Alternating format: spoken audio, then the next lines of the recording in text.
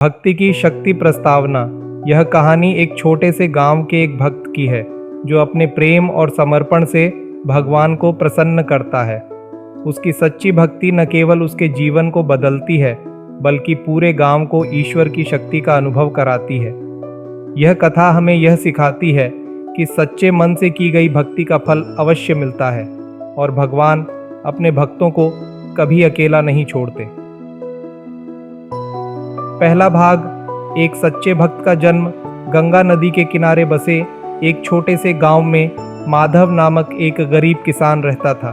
उसका जीवन कठिनाइयों से भरा हुआ था, लेकिन उसने कभी अपनी ईमानदारी और भक्ति का मार्ग नहीं छोड़ा। वह प्रतिदिन अपने खेतों में कठिन परिश्रम करता और शाम को गांव के छोटे से मंदिर में जाकर भगवान श्री कृष्ण की आराधना करता था। माधव को भगवान कृष्ण की भक्ति में अटूट विश्वास था। वह मानता था कि भगवान हर किसी की परीक्षा लेते हैं और जो सच्चे मन से उनकी आराधना करता है उसे कभी निराश नहीं करते। लेकिन गांव के कई लोग उसकी इस सोच का मजाक उड़ाते और कहते, अगर भगवान होते तो तुम्हारी गरीबी अब तक दूर हो जाती। माधव केवल मुस्कुराता और उत्तर देता, भगवान का दिया हुआ सब कुछ स्वीकार है। सुख हो या दुख सब उन्हीं की इच्छा से होता है। मैं उनकी भक्ति में संलग्न रहूंगा, चाहे कोई कुछ भी कहे। दूसरा भाग। भक्ति की परीक्षा। महीनों से बारिश नहीं हुई थी, जिससे गांव के कुएं और तालाब सूख गए थे। खेतों में अनाज उगना बंद हो गया और लोगों को खाने के लिए अनाज भी नहीं मिल रहा था। गांव के लोग भगवान को कोसने लगे, लेकिन माधव ने फिर भी अपनी भक्ति नहीं छोड़ी। एक दिन भूख और प्यास से परेशान होकर माधव भगवान के मंदिर में गया और रोते हुए प्रार्थना करने लगा, हे प्रभु, मैं जानता हूं कि आप अपने भक्तों की परीक्षा लेते हैं। कृपया मुझे शक्ति दीजिए ताकि मैं इस कठिन समय में भी आपकी भक्ति में अडिग रहूं। मंदिर के पुजारी ने उसे देखा और कहा, माधव, भक्ति अच्छी बात है, लेकिन भूख से भक्ति नहीं चलती। यदि भगवान सच में तुम्हारी भक्ति से प्रसन्न होते तो अब तक तुम्हारी हालत बदल चुकी होती। माधव ने शांत स्वर में उत्तर दिया, पुजारी जी, भक्ति कोई व्यापार नहीं है। मैं भगवान से कुछ मांगने के लिए उनकी आराधना नहीं करता। मैं उनकी भक्ति इसलिए करता हूँ क्योंकि मैं उनसे प्रेम करता हूँ। पुजारी ने निरुत्तर होकर सिर झुका लिया। तीसरा भाग। भगवान की कृपा। उसी रात माधव अपने छोटे से झोपड़ी में सो रहा था। सपने में भगवान श्री कृष्ण स्वयं प्रकट हुए और बोले, माधव, तुम्हारी भक्ति सच्ची है। कल सुबह उठकर नदी किनारे जाना, वहाँ तुम्हें मेरी कृपा का अनुभव होगा। सुबह होते ही माधव बिना देरी किए नदी किनारे पहुँचा। वहाँ उसे एक बड़ा मिट्टी का घड़ा दिखाई दिया। जब उसने उसे खोला तो उसमें सोने और चांदी के सिक्के भरे हुए थे। माधव को समझ आ गया कि यह भगवान श्री कृष्ण की कृपा है, लेकिन उसने उन सिक्कों को अकेले अपने पास नहीं रखा, बल्कि पूरे गांव को बुलाया और कहा, भगवान का दिया हुआ धन सबके लिए है। इसे हम सब मिलकर बांटेंगे ताकि कोई भी भूखा न रहे। गांव के लोगों की आंखें भर आईं। वे जो पहले माधव का मजाक उड़ाते थे, अब उसकी भक्ति को नमन करने लगे। सभी को एहसास हुआ कि सच्ची भक्ति का फल हमेशा मिलता है, चाहे वह जल्दी मिले या देर से। चौथा भाग। गांव में चमत्कार। माधव के इस कदम से पूरे गांव में एक नई ऊर्जा भर गई। लोग फिर से मेहनत करने लगे, भगवान पर विश्वास करने लगे और एक दूसरे की मदद करने लगे। कुछ दिनों बाद गांव में एक अद्भुत घटना घटी। बिना किसी संकेत के बादल उमड़ने लगे और मूसलाधार बारिश शुरू हो गई। गांव के सभी सूखे खेत फिर से हरे भरे हो गए। कुएं और तालाब पानी से भर गए। गांव के लोगों को अब विश्वास हो गया था कि यह भगवान श्री कृष्ण की कृपा थी। गांव के मुखिया ने माधव से कहा, तुम्हारी भक्ति ने हम सबका जीवन बदल दिया। अब हम भी तुम्हारी तरह भक्ति करेंगे और भगवान की राह पर चलेंगे। माधव ने मुस्कुराते हुए कहा, भगवान का प्रेम अनंत है। जो सच्चे मन से उनकी भक्ति करता है, वे उसे कभी अकेला नहीं छोड़ते। उपसंहार। सच्ची भक्ति की शक्ति। इस घटना के बाद माधव का जीवन और भी सरल और सुखद हो गया। अब पूरा गांव भक्ति और सेवा के मार्ग पर चल पड़ा था। यह कहानी हमें सिखाती है कि भगवान हमें कभी नहीं भूलते। वे हमारी परीक्षा ज़रूर लेते हैं, लेकिन जब हम सच्चे मन से उनकी भक्ति करते हैं तो वे हमें अपना आशीर्वाद देने में देर नहीं करते। सच्ची भक्ति वह होती है जो स्वार्थ से परे होती है, जिसमें केवल प्रेम और समर्पण होता है। जय श्री कृष्ण। भक्ति की शक्ति। अगला भाग। गांव में अब भगवान श्री कृष्ण की भक्ति का प्रभाव साफ दिखाई देने लगा था। जहां पहले लोग अपने स्वार्थ में डूबे रहते थे, वहीं अब वे सेवा, प्रेम और परोपकार को प्राथमिकता देने लगे। हर सुबह गांव के मंदिर में सामूहिक प्रार्थना होने लगी और हर शाम लोग भजन कीर्तन करते। माधव अब गांव का सम्मानित व्यक्ति बन चुका था, लेकिन उसकी विनम्रता और भक्ति में कोई कमी नहीं आई। उसने अपने भीतर कभी अहंकार नहीं आने दिया। वह हमेशा यही कहता, सब कुछ भगवान श्री कृष्ण की कृपा से हुआ है, मैं केवल एक माध्यम हूँ। पहली परीक्षा, लालच का संकट। एक दिन पड़ोसी गांव के एक धनी व्यापारी का गांव में आगमन हुआ। वह माधव की भक्ति और गांव में आए बदलाव के बारे में सुन चुका था। उसने माधव से मुलाकात की और कहा, माधव, तुम इतने बड़े भक्त हो और तुम्हारे पास भगवान का आशीर्वाद भी है। मैं चाहता हूं कि तुम मेरे व्यापार में साझेदार बन जाओ। मैं तुम्हें बहुत सारा धन दूंगा, लेकिन तुम्हें भक्ति का मार्ग छोड़कर मेरी मदद करनी होगी। माधव ने शांति से उत्तर दिया, धन और सांसारिक सुख क्षणिक हैं, भक्ति अमर है। मैं तुम्हारे साथ व्यापार नहीं कर सकता, लेकिन यदि तुम सच में जीवन का अर्थ समझना चाहते हो तो भक्ति का मार्ग अपनाओ। व्यापारी माधव के उत्तर से प्रभावित तो हुआ, लेकिन धन का मोह नहीं छोड़ पाया। उसने सोचा, माधव को परखने का यही सही समय है। यदि यह वास्तव में इतना बड़ा भक्त है तो इसे धन की कोई लालसा नहीं होगी। दूसरी परीक्षा, ईर्ष्या और अविश्वास। व्यापारी ने गांव में अफवाहें फैलानी शुरू कर दी। उसने कुछ लोगों को अपने प्रभाव में लेकर कहना शुरू किया कि माधव केवल दिखावे के लिए भक्ति करता है और वह छिपकर धन इकट्ठा कर रहा है। धीरे धीरे कुछ लोगों के मन में संदेह आने लगा। वे सोचने लगे, क्या सच में माधव निष्कलंक है? क्या यह संभव है कि कोई व्यक्ति इतना निस्वार्थ हो? गांव के मुखिया ने माधव को बुलाकर पूछा, माधव, कुछ लोग कह रहे हैं कि तुमने भगवान के नाम पर धन इकट्ठा किया है और उसे छिपा कर रखा है। क्या यह सच है? माधव ने मुस्कुराते हुए उत्तर दिया, यदि आपको सच जानना है तो मेरी झोपड़ी की तलाशी ले सकते हैं।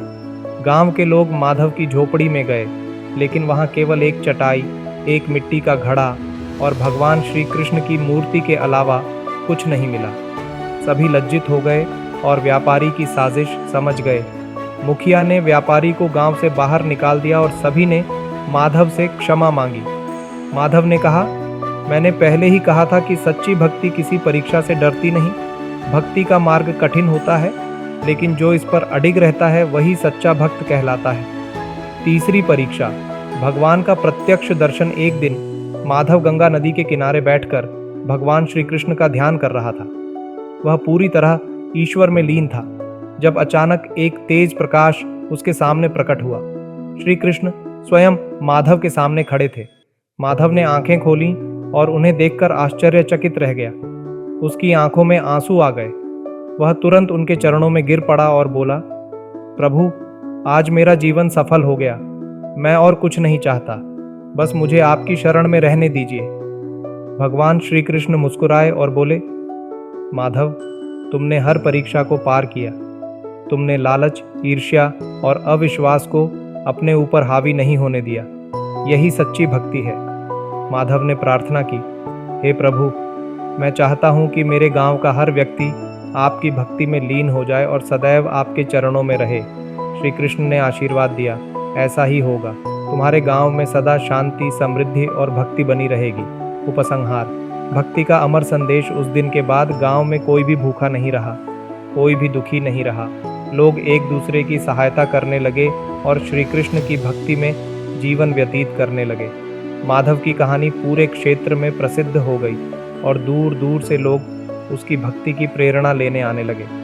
इस कहानी से हमें यह सीख मिलती है कि सच्ची भक्ति को कोई भी संकट हिला नहीं सकता। जो भगवान के प्रति समर्पित होता है वह हर परीक्षा में सफल होता है और अंततः ईश्वर की कृपा प्राप्त करता है। जय श्री कृष्ण। भक्ति की शक्ति, अंतिम भाग। माधव का जीवन अब पूरी तरह भगवान श्री कृष्ण की भक्ति में समर्पित हो चुका था।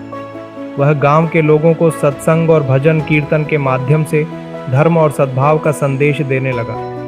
धीरे धीरे गांव एक तीर्थ स्थल में परिवर्तित हो गया। दूर दूर से लोग माधव के दर्शन करने और श्री कृष्ण की महिमा सुनने आने लगे। एक नया संकट, अहंकार का प्रभाव। समय बीतने के साथ गांव के कुछ लोगों को यह लगने लगा कि अब वे भी बड़े भक्त बन चुके हैं। उनमें से कुछ ने सोचा, हम भी तो माधव की तरह ही भक्ति करते हैं, फिर भगवान हमसे सीधे संवाद क्यों नहीं करते। इस विचार ने उनमें अहंकार को जन्म दिया। कुछ लोग अपने ज्ञान और भक्ति का दिखावा करने लगे। उन्होंने दूसरों को छोटा समझना शुरू कर दिया और यह मानने लगे कि वे माधव से भी बड़े भक्त बन सकते हैं। माधव ने जब यह देखा तो वह चिंतित हो उठा। उसने सोचा, भक्ति का सबसे बड़ा शत्रु अहंकार होता है। यदि इसे समय पर रोका न गया तो यह गांव के भक्तिमय वातावरण को दूषित कर देगा। अहंकार की परीक्षा। एक दिन माधव ने गांव के सभी लोगों को मंदिर में बुलाया और कहा, आज हम सबको एक परीक्षा देनी होगी। जो इस परीक्षा में सफल होगा वही सच्चा भक्त कहलाएगा। गांव के लोगों ने उत्साह से पूछा, कैसी परीक्षा माधव भैया? माधव ने उत्तर दिया, मैं आप सभी को एक एक मिट्टी का दीपक दूंगा। जिसे यह दीपक जलाए रखने में सबसे अधिक कठिनाई होगी वही सबसे बड़ा भक्त कहलाएगा। लोगों को यह परीक्षा अजीब लगी, लेकिन वे सहमत हो गए। माधव ने प्रत्येक व्यक्ति को एक जलता हुआ दीपक दिया और कहा, अब आप सभी को इस दीपक को लिए पूरे गांव में घूमना है, लेकिन शर्त यह है कि दीपक बुझना नहीं चाहिए। गांव के लोग दीपक लेकर निकल पड़े। कुछ लोग दीपक को बचाने के लिए बहुत सतर्क थे, लेकिन दूसरों का ध्यान इस बात पर ज्यादा था कि बाकी लोग कैसा प्रदर्शन कर रहे हैं। कई लोग दूसरों की गलतियों को देखने में इतने व्यस्त हो गए कि उनका स्वयं का दीपक बुझ गया। जब सभी मंदिर में वापस लौटे तो माधव ने पूछा, किसका दीपक सबसे कठिनाई से जला? एक बुजुर्ग व्यक्ति ने आगे आकर कहा, मेरा दीपक बार बार बुझ रहा था, लेकिन मैंने अपने ध्यान को केवल उसे जलाए रखने पर केंद्रित किया। मैं यह देखने में समय नहीं गंवाना चाहता था कि दूसरों के दीपक जल रहे हैं या नहीं। माधव मुस्कुराए और बोले, यही भक्ति का रहस्य है। जो सच्चा भक्त होता है वह दूसरों की भक्ति को जांचने में समय बर्बाद नहीं करता। वह केवल अपने प्रभु के साथ अपने संबंध को गहरा करने में लगा रहता है। जो दूसरों की गलतियां देखने में समय लगाता है उसका स्वयं का दीपक बुझ जाता है। गांव के लोग समझ गए कि भक्ति केवल दिखावा नहीं है, बल्कि यह एक आंतरिक साधना है। अहंकार को त्यागे बिना सच्ची भक्ति संभव नहीं है। भगवान श्री कृष्ण का अंतिम आशीर्वाद। इस घटना के बाद माधव का सम्मान पहले से भी अधिक बढ़ गया, लेकिन अब वह वृद्ध हो चुका था और जानता था कि उसका सांसारिक जीवन समाप्त होने वाला है। एक दिन जब वह गंगा किनारे ध्यान में बैठा था तो अचानक एक दिव्य प्रकाश प्रकट हुआ। भगवान श्री कृष्ण एक बार फिर उसके सामने प्रकट हुए और बोले, माधव, तुमने अपना जीवन भक्ति में अर्पित कर दिया। तुमने न केवल स्वयं भक्ति का मार्ग अपनाया, बल्कि अनगिनत लोगों को इस पथ पर चलने की प्रेरणा भी दी। अब समय आ गया है कि तुम मेरे धाम में आ जाओ। माधव ने हाथ जोड़कर कहा, हे प्रभु, यदि मेरी भक्ति से आप प्रसन्न हैं तो मुझे एक आशीर्वाद दीजिए। मैं चाहता हूँ कि यह गांव हमेशा आपकी भक्ति में लीन रहे और यहाँ आने वाले हर भक्त को आपकी कृपा प्राप्त हो। भगवान श्री कृष्ण ने मुस्कुराते हुए आशीर्वाद दिया, ऐसा ही होगा। ये गांव हमेशा भक्ति, शांति और प्रेम से भरपूर रहेगा। इतना कहकर भगवान श्री कृष्ण अंतर्धान हो गए। उसी क्षण माधव समाधि में लीन हो गया और उसका शरीर धीरे धीरे प्रकाश में परिवर्तित हो गया। उपसंहार, भक्ति का अमर संदेश। गांव के लोग माधव की इस महिमा को देखकर विस्मित रह गए।